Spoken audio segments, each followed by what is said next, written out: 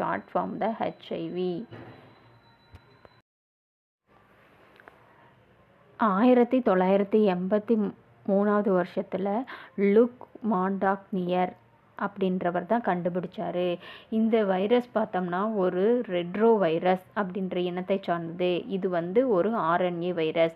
அதோட ஷேப் பார்த்தோம் அப்படின்னா கோள வடிவத்தில் இருக்குது.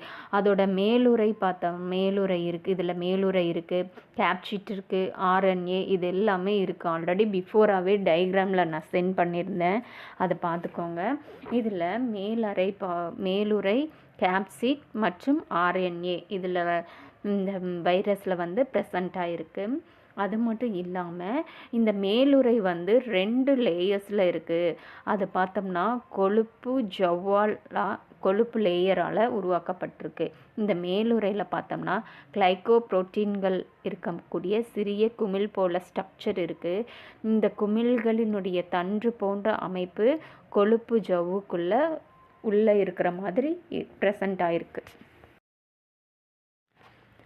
கேப்சிட் பார்த்தோம்னா கேப்சிட் காப்சோமியர்னால் உருவாக்கப்பட்டிருக்கு. ஹெச்ஐவியில் 2 ரிபோ நியூக்ளிக் அமிலங்கள் இருக்குது, RNA அமிலங்கள் இருக்குது.